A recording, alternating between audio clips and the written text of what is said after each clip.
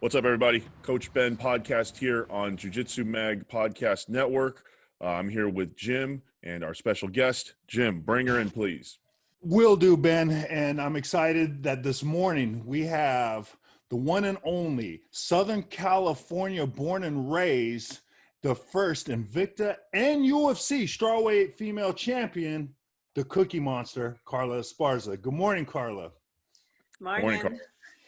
Well, thanks for joining us. Ben and I, we've had a couple of conversations about the merits of being able to get back to your feet in either an MMA match or a self-defense altercation, just in an altercation.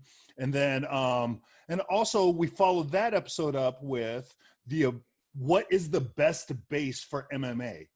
And we both pretty much agreed on wrestling. Even though we're jiu-jitsu fanatics, we both agreed that wrestling is the best base. And when it came to elite wrestling in the world of competitive combat, you were one of the first names we came up with, if not the first, actually. And here you are. So we wanted to delve deeper into it and talk about it. And you started out as a wrestler, correct? Correct. I started out wrestling on the boys team in high school. Were you the only girl? There was a girl before me, Adelie. She was a senior when I was starting my first year, my junior year. So I kind of had someone to pave the way a little bit for me, which definitely made it easier. Going off of Jim's question, this is how we do it on this podcast. We talk about something, and then Jim knows somebody in the sphere that might, have experience. And we mainly talked about in the last few weeks how, in MMA, I watch every fight. I'm a sports bettor. I'm big into the sport. I see people almost every week, jiu-jitsu people, get taken down and they get stuck. They can't get up. And, fights are basically lost on their back. And, Jim brought you on, and I thought this is perfect. Carla, I've seen her beat people in the UFC by keeping them on their back. And, it's just this, I don't really have a specific question, but mainly, is this something that you guys train for and talk about when you're in your MMA practices? Keeping the fight on the ground, being on top, and then getting up when you're on the bottom. Definitely. And I also think it depends on the level of the jiu-jitsu practitioner you're fighting or competing against. Obviously someone who's super dangerous on their back, you'd probably want to be a little bit more like cautious and, stand a little bit tighter and just control more. But maybe someone you felt more confident that could not submit you, maybe it's like, okay, well, maybe I can get a little bit more wild. Maybe I can try a couple more things, which is actually kind of what I did in my last fight. Like I jumped for a footlock, which maybe wasn't the best thing, but I just felt confident. So I felt like the confidence to get a little bit more wild. Yeah, your last, by the way, I mentioned that, me and Jim talk about this a lot on the podcast. I'm a professional sports bettor. I bet you last fight against Marina Rodriguez, right? I believe you were an underdog for some reason. So you were an underdog last fight. Yeah, I usually am. Well, that's why us sports bettors make a lot of money off you, because you for some reason you're an underdog in many of your fights. You were a slight favorite against Michelle Watterson. You basically took her down and controlled her. Grasso, it was kind of the same thing. And this is one of these situations where I feel like this is kind of a different question, but you're always undervalued in the sports betting world. Do you know why that is? Why is that? I think a lot of that goes, maybe because my personality tends to be a lot more humble. I don't, trash talking myself. I don't go in verbally with a lot of like confidence and outward, like, I'm going to kick this person's butt. I'm better. I'm this and this. Like, I tend to like to do my talking in the cage and like let my actions speak for themselves. But I think not hyping it up is kind of, on that, maybe made fans not value me as much. And, I think just size wise too, I'm so small. So just visually it's like, oh, this girl's going to get her butt kicked, So, to that point, you don't engage in it, But what is your feeling about this whole, it seems like this is the latest genre of the trash talk to the hyperbole of, talking about what's going on in a fight. What is your feeling on that? Whether you decide to do it or not, how do you feel about it? Does it bother you? Is that a fallacy to think that it really bothers people, or how Oh, do you I feel? love it. I think it's awesome. Like I am like a fan of the trash talk. It's entertaining to me. I'm like, oh, did you hear what so and so said? Oh, he got him. Like I think it's hilarious. I think it brings the fans in. I think it's really awesome. But I also think it's good to have that contrast of people who are maybe like a little bit more humble and quiet, like someone like Khabib, who, just maybe some people can be like enjoy the trash talk, but people can also like look up to the humbleness and the respect of someone maybe like who doesn't trash talk as much. So I think it's good to have that kind of combination. And and talk about it. I mean, that he's the talk of the town right now. Habib is, right. And what did you think about him taking off his gloves? Because I remember when I saw him taking off his gloves, I just figured he wants to be out of his gloves, because I just knew he wasn't going to retire. What did you think about that when you saw that? Um, I love that that ritual of people taking off their gloves, because it's something that people actually do in wrestling. On their last wrestling match, they will take their shoes off and leave them in the center of the wrestling mat and walk off. And for me, even before I saw anybody do it many years ago, like when I just started fighting, that was something I always envisioned myself doing before it was cool, like taking my gloves off and leaving them in the center and like walking off. I think that, it was unexpected, but also very expected, with everything that happened with his father. And I don't see him coming back, because I read somewhere that, his mom asked him to do this. And I don't think he's hurting for money. And he doesn't seem like an extravagant person. So, I think to honor his father and his mother, I definitely, see that being a permanent thing. Yeah, I don't see him coming back either. I feel like it's a guy like him. It didn't seem like he would just say that, in the comment, but you never know. You never know. A lot of people have. Just more on the wrestling aspect. I'm just going to ask you straight up. What do you think for MMA is the most important aspects of wrestling that you need to have as an MMA fighter? Like just the fundamentals of wrestling. For me, I think getting up off the ground is super important. Are there any others that you think are important for MMA?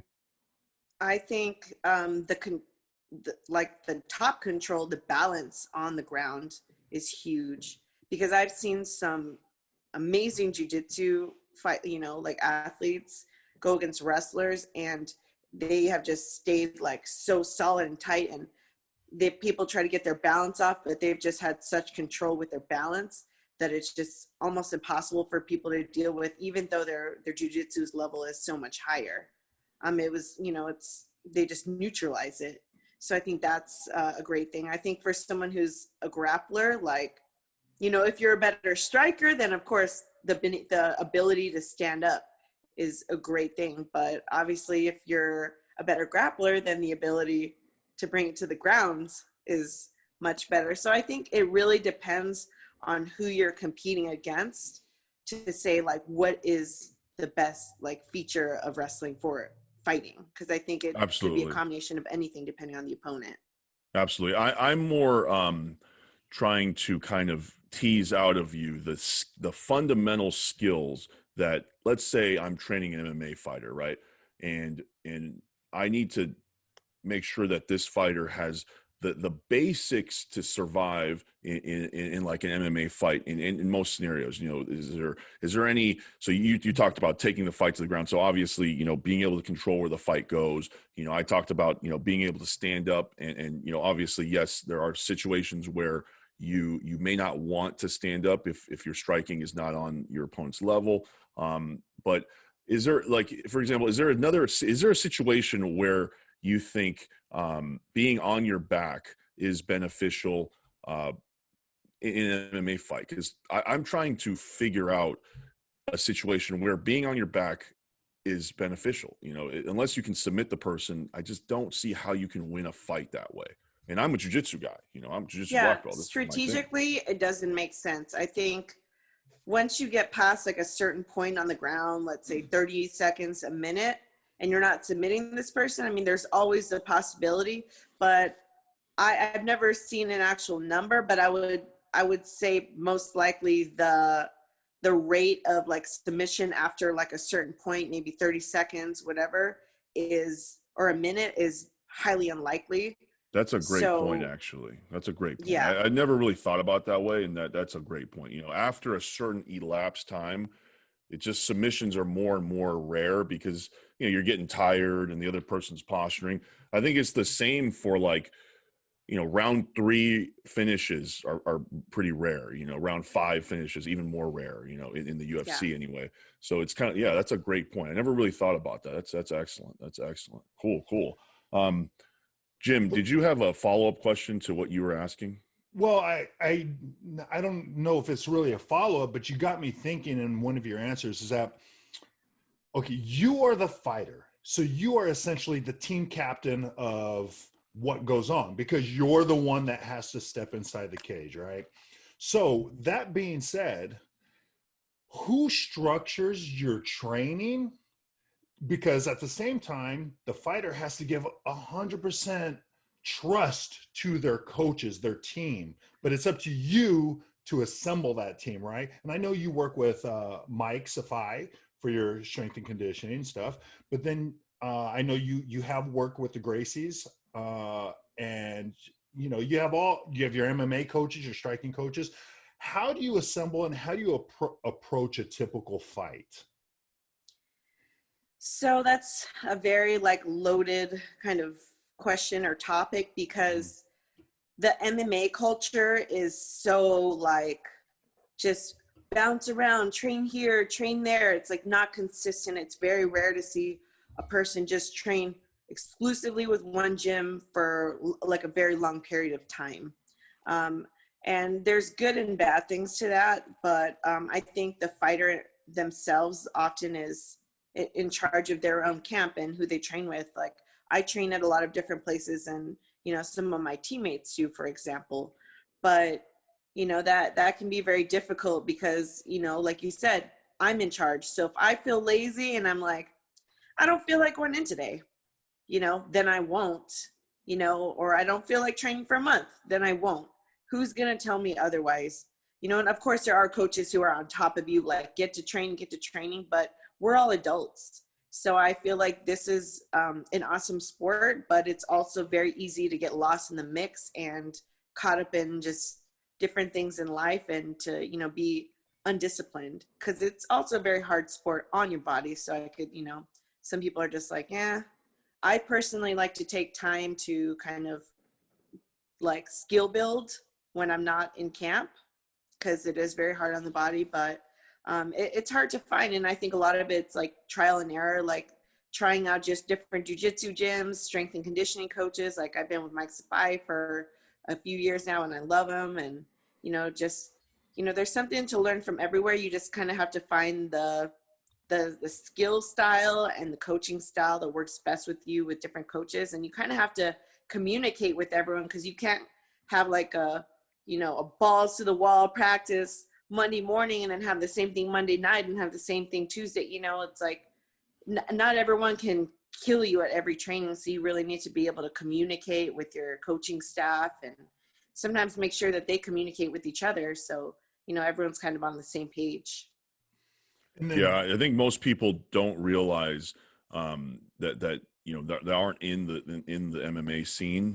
Not working with athletes or a fighter is what you said about how even members of the same team that train together, they sometimes train at different places, work with different coaches, even major teams. I've been to like ATT, and there's people train with different coaches even within the same gym. People train with different partners even within the same gym, and it's kind of a it just is what it is. MMA is kind of like the Wild West right now in terms of how things are regimented. Jim, you remember when we were at Muscle Farm, it's just a free for all.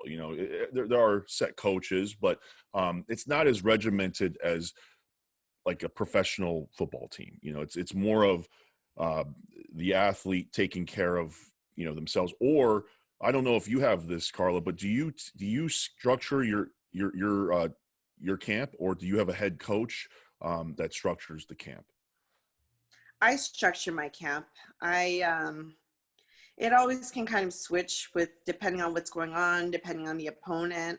There's certain things that it's like are gonna happen no matter what, but sometimes it's like maybe I need to spend a little bit more time in jujitsu for this fight, or wrestling, or this or that. So I kind of take charge of myself, and I think people that don't really take charge of themselves can be missing something sometimes, because of course you want to like trust your coaches, but I think it's kind of good to get their input, and also, what do you think? Like, think independently and think like, I know myself better than anybody knows me. Like, what do I need?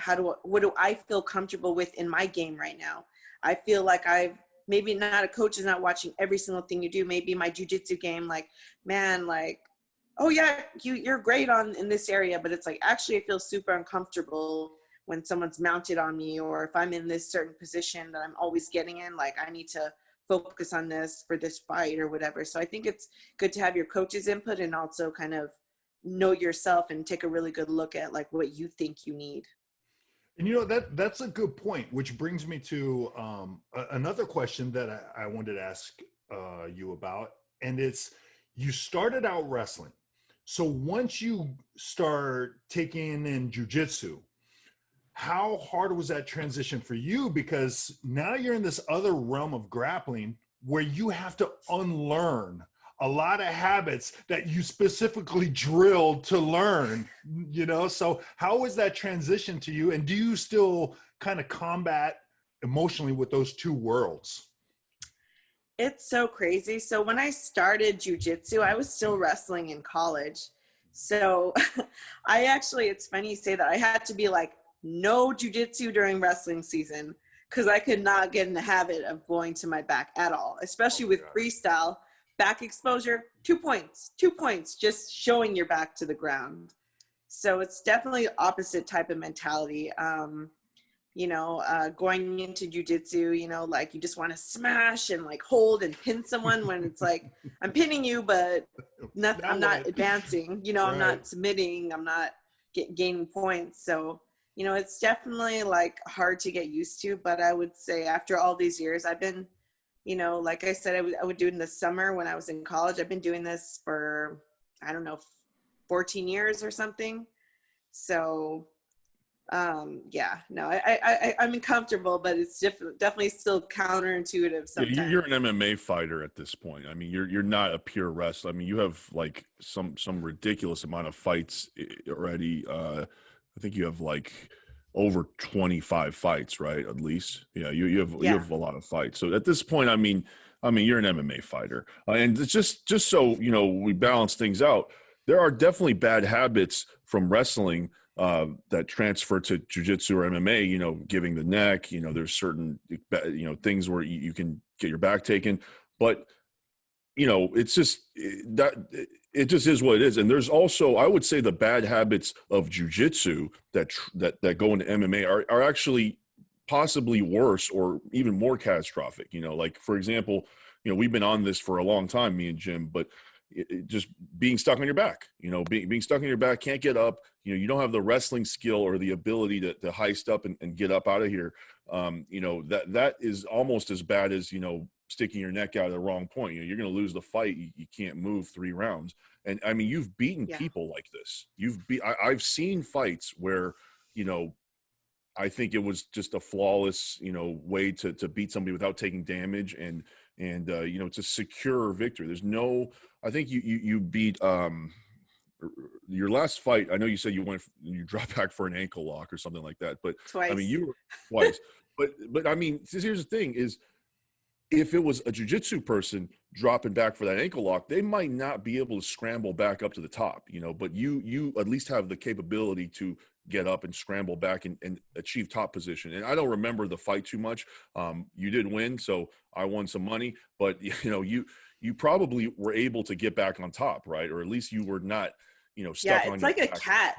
Like you throw a cat in there and they fall like this, Yeah. but always it's just like flip this way, flip this way, flip this way. It's just like you get put on your butt and just automatic instinct is to like switch and come back on and take control and get aggressive and push forward. And I think it's that very like split second of where you're both kind of in a neutral position, where I think the wrestler tends to have the aggressive nature to like kick their feet back and drive and take that top position. And I think that, yeah, it's definitely like a good quality like for the wrestlers have, whereas a jiu-jitsu person is very like comfortable. They almost are like, okay, like let's go here, like Yeah, there's a happy kind to of be there almost. laziness.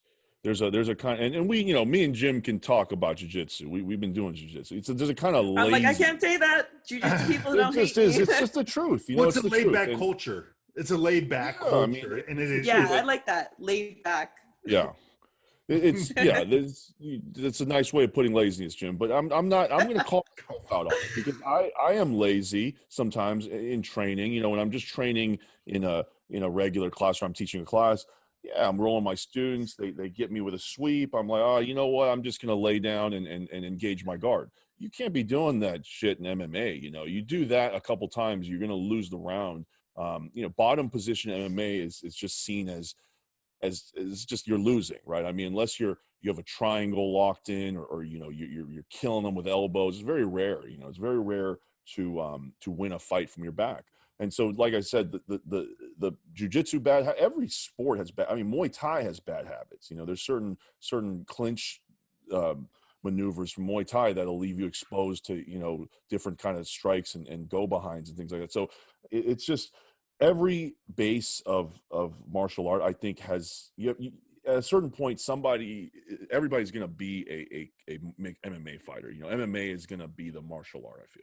Yeah, that's why it's almost a different sport to have like jujitsu MMA, or like MMA jiu-jitsu, MMA wrestling, like MMA like striking, because it's just like, can I stand like super square like a boxer and have this style and where I'm super upright? Like most likely like not. You're gonna get your leg kick the crap out of it, and you're gonna get taken down. So it's like every style kind of has.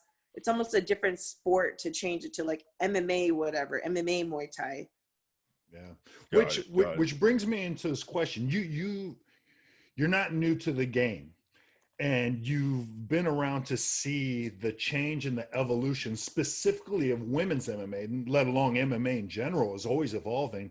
What are your thoughts about women's MMA and its evolution? Do you think it's on par with the bigger community, so to speak?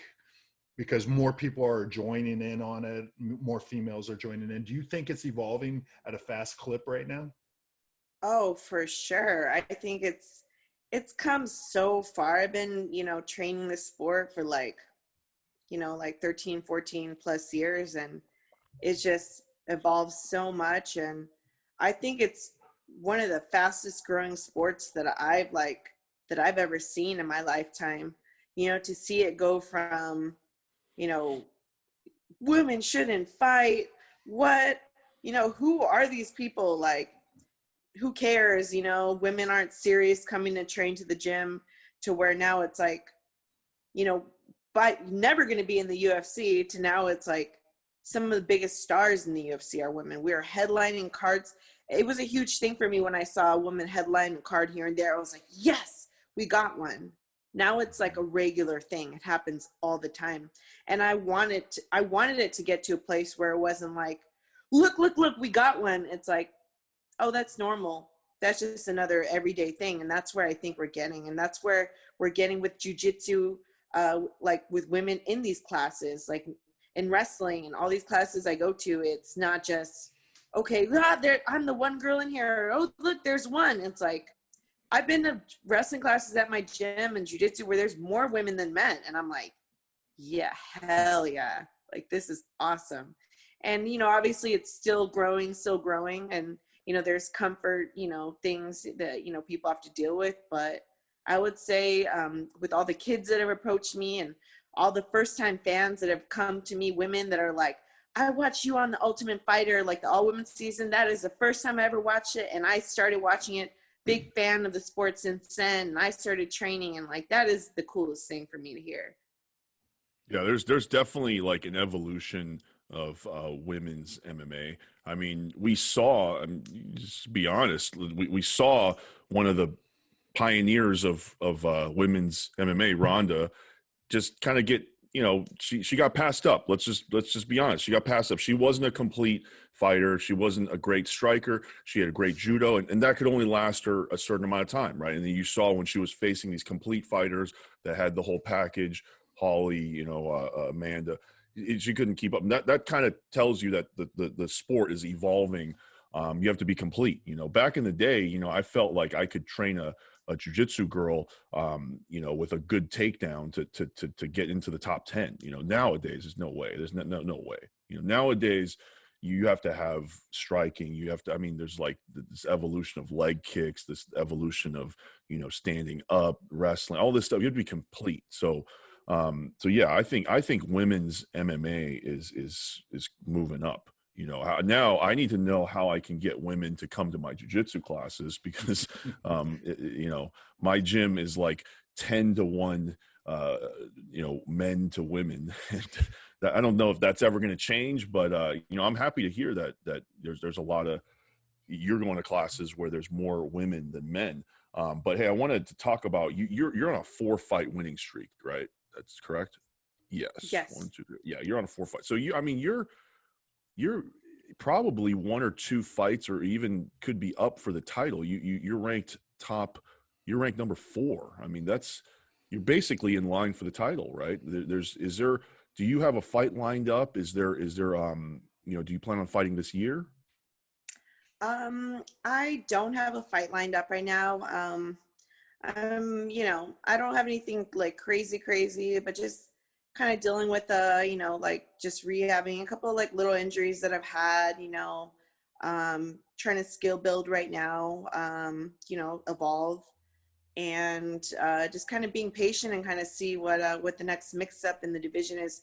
Who I believe Rose is in line for the title, but I don't know if Whaley is allowed to get out of the China, or if something else is going to happen. So I'm just kind of staying, I'm slowly like building myself up and training and trying to just stay ready, honestly, for any great opportunity that might pop up, because that would be such a Cinderella story for me, such a dream to have one be the first champion in the division, and then to like fight and claw my way back to another title fight, and potentially another title win would be like a dream come true.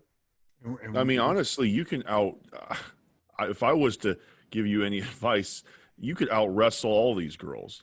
Especially the girls that are above you in the rankings. Come on, Joanna, Andrade, Rose, Whaley. You could out wrestle these girls, with one hand probably. I think Andrade is actually going to stick up at 125 and try and fight for that title. So I think I only got a couple people ahead of me. So, fingers crossed. Right. This is kind of the dilemma me and Jim talked about. If you take these fighters down, I think you win. It's one of these things where they might be more, well-rounded, whatever. They might be, striking, but you have such a tremendous wrestling advantage in my mind. When I've seen you fight, you have such a tremendous wrestling advantage that it's, my money's on you on any of those fighters. Well, yeah. Thank you for that. So quick question. I'm serious. And you'll be an underdog, which is, the right bet. Go ahead, Jim. So quick question, changing gears here. Carla, are you holding your phone with your hand? Yes. This whole time? So shouts out to your endurance to be able to hold such a steady. I saw you make an adjustment. I'm like, wait, has she been holding her phone this whole time? Fans didn't know about that. I have endurance for days. That's endurance. And it's a steady hold. It's an isometric hold. It's an isometric hold. Man. Ask Mike Safai about isometric exercise. I want to ask you real quick. I want to ask you real quick, Carla. This is something that I'm personally more interested in than probably anybody. So I I do weight cutting for fighters in the UFC. They kind of reach out to me a lot for weight cutting. That's one of my specialties. Do you, just sharing what you are comfortable sharing, do you have a specific protocol for weight cutting? Do you work with a coach? Is there any, when do you start your weight cut? Can you just give us a rundown of it? I'm interested. Well, I've honestly been so light over the years that I've never had to really cut weight. So it was just like a eat what I want when I show up to fight week, and like just it's a breeze, and just I'll run in like plastics one time or maybe two, and like that's pretty much it. And I make weight, but I'm right now I'm the biggest I've ever been. I've been actually trying to put on weight and be strong for, because so many of these girls are so big. So I've been like taking creatine, and I've been like eating, protein, and doing all these things with my diet to try and get strong. I've been lifting. So, like I basically like I use whatever the UFCPI gives us. They make our meals for us with like, which is super convenient. They give you your meals for the day and your snacks for the day, and then they tell you how much water to drink. They give you like certain supplements or whatever to take during fight week. So they kind of make it like a no-brainer, to be honest. Like they just have everything lined up. Even the post weigh-in, you have like this sheet, and it's just like, okay, in 30 minutes, drink this drink. Within 1 hour, drink this drink. Have these crackers at this time, or applesauce, and then have these crackers, and then, so it's just so laid out. It made me feel better than I've ever felt. Like once I started like having that and using it, really made a difference. So, I just kind of was like, oh, it's just making weight, I can eat what I want, but, actually hydrating the right way and cutting down the right Yeah, way there's has definitely like a made a big science. difference. Yeah, and so you work with a PI? Do you work with anybody specifically? Like I think it's like Clint's over there, Charles. Do you work with anybody specifically, or just you just get a plan from them and you kind of just do it on your own? Well, shout out to Clint, because he and I, like, when I was trying to first start gaining weight, like, about a year and a half ago, we were having meetings every single week, like 30 minutes plus. First meeting was really long, for like a couple months. Like, how am I going to gain weight? How am I going to change my diet? This and that. But during the fight weeks, I actually, whatchamacallit, why am I spacing? Who did you say? Charles. Yeah. Clint, Oh my God, Charles. Charles, yeah, Yeah, Charles. he's amazing. He's been at my fight weeks, and he's so on top of it. Like, I got you this. I'm here. Like, do you need this? Here's your Epsom salts. Like, he's on top of everything and super helpful and cool. And it's like really easy to work with him. So yeah, I felt lucky to have had him in Fight Island too. That was a crazy experience, but I was really glad to have had him there to like help me out with my cut. Got it. So at the towards the end of the cut, right? Do you are you ever in a sauna? You said you just put on plastics and just kind of just run it off pretty much? Is that how Yeah. you? Oh my gosh. Like, so I just kind of run. It's not even a hard run. It's like I'm on 4.5 on the treadmill. Like, I'm pretty much walking for like 20 minutes. I sit in my sauna suit, like under blankets or something, for like 30 minutes. I lose a couple, like maybe 3+ pounds doing that, 3-4 pounds. And then I'll go sit in a sauna for like maybe like 30 minutes, 20, 30 minutes, and then I'll be on weight. Right. So So you're going into these fights, I would say relatively light compared to your opponents, right? Your opponents are probably going to be cutting more, I would assume. pretty much every time. Yeah, that's Pretty been the much every time. case. So now, I mean, now you're bulking and you're trying to build up that weight. I think that's a good idea, actually. Yeah, I think I have an idea of what weight you should be at. Just because I work with a lot of fighters on a different spectrum. I have like charts and things, but yeah, that's that I was super curious. I think most fighters kind of have your approach. They're not cutting a whole, at least the lower weight fighters. I know a lot of people do cut a lot of weight, but the women that I've worked with on the lower weight classes, they generally have your approach. It's just, it's not a huge cut. There's no a ton of protocols. And Have you you ever just, worked with like one of the top 10 women in my division? I'm like, I have not. I I'm have like, not. I They know they get probably up to cut, like, right? I've heard as big as 160, one of the girls, and Let me 155 for a take a few of the look. other. I'm like, Let me what? take a look real quick. Only I've worked briefly with the girl. She's you know, I hate this. She's a little older.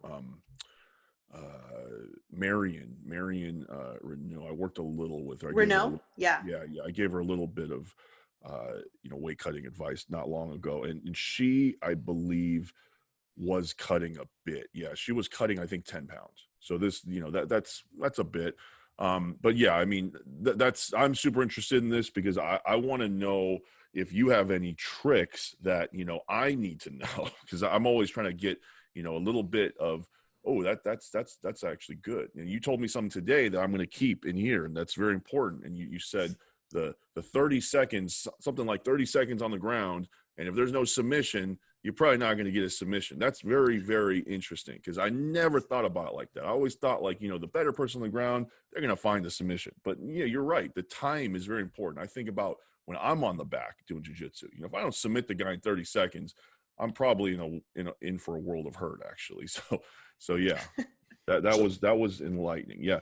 All right. So Jim. real quick, yeah, I did when you mentioned Fight Island. What was your experience like over there, and what do you think the future of Fight Island is going to be now that they just wrapped it up with their final card over there? Um, my experience was pretty kind of raw because it was a first run, you know, it was like they were being super like precautious, like, okay, nobody touch anything, wear your mask everywhere, like no social, like, you know, it wasn't really like a social type of environment. It was like, you know, we didn't get to experience too much. The only time I got to go out was, well, actually I did get to go to like do the race cars, and you know, but everything was like mask up, and this, you know, quarantine for 2 days. When you get there, they taped your door, and then they would like leave your food, like you would call in your food, they'd leave it at your door, open the door, I think they'd retape it. Like, it was crazy. But now, like, I saw they were all wearing the cool like headdresses, and they're all partying together, drinking, no one's wearing masks. I'm like, what? Like, why didn't we have that, you know? But I don't know what the future is going to be like. I don't know if they're going to, how long this pandemic and the whole world being like this is going to last. Like, are they going to need to, you know, keep doing this, or are they going to start like opening up? Like, I don't know. Yeah, and who really knows that? And speaking of pandemic, how have you been getting by and using the pandemic? I mean, you did say you've been resting a lot, but I'm sure, you know, you're doing your drill work and everything. So has it really affected, even if you wanted it to, has it affected the way you go about training? Not really. Like, I'm when I'm in camp. So I was in camp since January. So I was in camps like back to back because the fight got pushed and everything. So the pandemic was like business as usual for me. Like, I kind of stayed to myself, had my meals mailed to me, just kind of like focused on training, gym home, gym home. So that was normal. And now it's, you know, just couple little adjustments. Actually, I've had to evacuate my home yesterday because there's fires where I live in Orange County. Yeah, I So I had smell to it. pack up everything that's important to me into like 6 suitcases, and I took off. I'm actually staying in Dana Point like right now. Um, but yeah, Yeah, that's not no, even that pandemic stuff. That's just California is crazy, man. We haven't been able to run our businesses. You know, it's crazy. I haven't eaten at a restaurant for Yeah. forever. But it is what it is. You know, hopefully it'll be over soon. We're year's almost over. Um, I had this another kind of personal question that I want to ask you, Carla. I have girls that I train, jujitsu students who, you know, they want to compete in ADCC. They want to, you know, do these big jujitsu tournaments. I cannot find them proper wrestling training ever, you know. And I'm not talking about wrestling like, you know, I'm going to show them a couple moves. I'm talking about a proper wrestling room. I want to get the environment, you know. I want them to wear the shoes. I want them to, you know, do the conditioning, all that stuff. How do you, as an adult, how do you train wrestling? So that is very difficult. And that is one of the great things and terrible things about wrestling. So in high school, you have this environment where you're not paying to be there. You're on a team. If you act up or you don't, it is such a grind. It's like, if you don't do something the right way, you're off the team. So everyone is, you're like, go, go, go, go, go. But when you're paying to do something, most average people don't want something that's super like grind hard every day. Like, so it's very hard for, I think, wrestling to be like a mainstream type of thing because it's so hard and demanding. And it's like a, you take someone down, get up, let's go. Like the mentality. Most people won't survive the training. Yeah, the mentality is very different. It's not something that you would kind of like do chill and, I got one. It's like very difficult. So I think it's hard to find wrestling. What I've had to do in the past is I've had to like go, hit up people that I've known who've like coached or been involved in high schools, go into that. A good option is a lot of, during the off season, which is after wrestling season. So it's the third season, there's freestyle clubs. So freestyle clubs are basically like a different type of wrestling. It's an Olympic style where you go flat, but these are clubs that are like after school and and wrestling, which I love, is such a cheap sport to be involved in. You probably pay like $100 or something for like the whole, like, season or whatever, if that. So, and they can also compete at the freestyle tournaments on the weekend. There's a freestyle tournament every Saturday, which is open. You can just show up and go wrestle. And if you're a woman and you're kind of new, you can be like, have them. And it's like, I think $25 to have a USA Wrestling card, maybe like $10 to compete or something. It's so cheap. You get like, and you don't lose and you're out. You lose and you might get more matches. If you're kind of new and you want like experience, you can ask them like, do you guys have any girls here I can get like a side match with, and they'll set you up side matches. So that's a great way to get experience. But other than that, like I used to go to high schools and train. Sometimes in different areas, there's girls that get together and like meet on certain days, like in high school or whatever. They'll have like a wrestling room. Like there's one in a college, like kind of locally, where like all the girls come on certain nights and kind of get training in. So that's an option. Like I said, the freestyle thing is a good option because a lot of high schoolers tend to be smaller.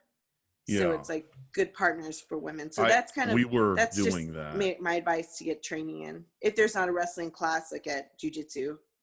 Right. I mean, at my jiu-jitsu school, I don't have anybody teach wrestling. So it's me showing like some singles here and there. But, we did that. Me and one of my students, we went to a community college, and, it was off season. We just registered for the class. We just in there with the rest of the team. It's good enough. And I think it's I like it, but I feel like the style of wrestling that you need to for jiu-jitsu is more along the lines of like wrestling for MMA. I feel like it's more of like you kind of just need certain skills, and you don't want to get too deep into the world of wrestling, because then you do kind of pick up some of these habits, and that's the conundrum I'm always in. How do you learn wrestling for grappling? So, okay, since you say that, what is your opinion on training the gi for MMA? Because it's the same thing to me. You're learning, like, am I going to be able to grab your collar and do this and that? Like, no, but a lot of people feel that, it's debatable, but a lot of people feel that it is a good thing to train in the gi, maybe even during off season, to kind of learn these skills. And then for me, once you get closer to a competition or a fight, it's like, okay, let's focus on things that are more applicable to the fight. Yeah, no, I agree. I think, yeah, you're right. It's just, even if you're doing certain things that might, not translate or even, steer you in the direction, you're still getting the majority of what you're looking for in a wrestling room. And I think it's a great idea for people listening who, want to train. Because I get this question like every month, at least once. I want to train wrestling. What do I do? And I don't know. I just go back to high school, go back to college. Go back to high school. Most community colleges, they would probably be happy to have an extra body in the room. I feel like, when I went to the community college, they loved it. They were like, oh, a human that I can throw. So Yeah, I mean, they the loved community it. colleges, especially if it's the class, that's super easy to like get involved in. If it's an actual team, sometimes they'll still be cool, especially if you have grappling experience like you do jujitsu. Usually you're not just like flopping over the Yeah. place. I don't know, like, a lot of like community college are definitely like open and willing to like accept, someone new. And even high schoolers, like at high schools, if you want to be like, well, I can, help as a coach, because they always need extra bodies to help with things on the team. Like, oh, I can help you guys out, and just kind of like submerge yourself like in being a part of that team and going to training and learning. Got So, it. working on wrapping this up, I have a couple questions, but we'll start off with your nickname. How did you get it? And the follow up to that is, what is your favorite cookie, or what are your favorite cookies?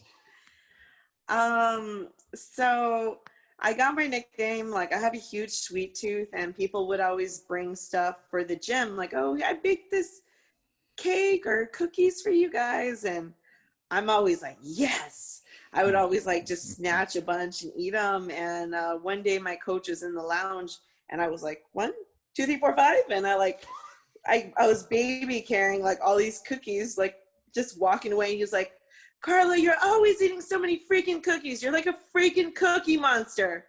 And he just was calling me that like nonstop since then. I could not shake the nickname as hard as I tried, because I wanted like a tough nickname like the killer, but Cookie monster. I love it now.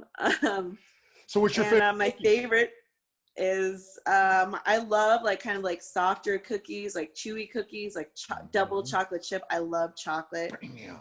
That's my favorite. That's it. That's what's up. This conversation is over. It just ends right there. Soft chocolate chip cookies. That's it. Okay, so now I want to provide this opportunity to call your shot. Proclaim how you see your career playing out. Give it to the universe. Let's hear it. I give it to the universe. I see like someone fighting for the title, and I see me being the next in line to fight for that title, winning that title, defending it, staying in the sport for another like few years, just making myself like a true, like solidifying myself in the history of this division, and just kind of like putting my shoes or putting my gloves in that center, and, having my goodbye. And that's what's up. With two thank different you, MMA world. with two different era of championship belts. Two different eras of belts, right? Gotta get that new belt. Gotta get that new belt. I don't think anybody has won a belt with a gap, like that big, right? Like if you were to do it, I think you would be like the first person to do that, right? Can you think of anybody? Yeah, to like, I mean, like GSP reclaimed the belt, but it was like a one fight turnaround. This would be incredible. It would be like a, something like Cinderella 10 story. fights. Yeah, it would be. It MMA would Cinderella story. That's right. Yeah, I mean, you like, how crazy would it be if you were, let's say, Rose and Wei Li fight for the title, right? Which I think is what they're planning for. How crazy would it be if you fight Rose again, for the title? That would be crazy. So that's something that I feel like could happen. You want to talk about fairy tales and Cinderella, so that could happen. And so yeah. Jim, any other questions for Carla? No, that was it. You answered all the questions. You held that phone up like a champ. I challenge anyone to hold your phone up we've been talking for close to an hour now. Challenge you. I dare anyone. I can't even hold my hand here for like 10 seconds. Exactly. Man. Come on now.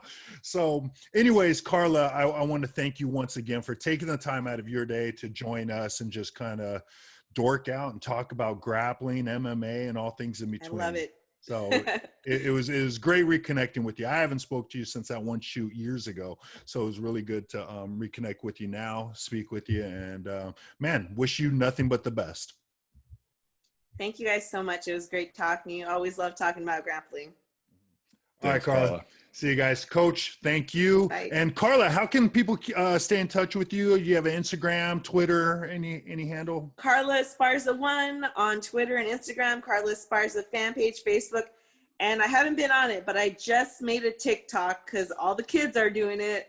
Carla Esparza MMA because someone stole my other name. Yeah, do some dances. Yeah. That's what's up. That's it. Thanks, That's Carla. All right. Thanks, All right, guys. Carla. Thanks. Bye. Take care. Bye.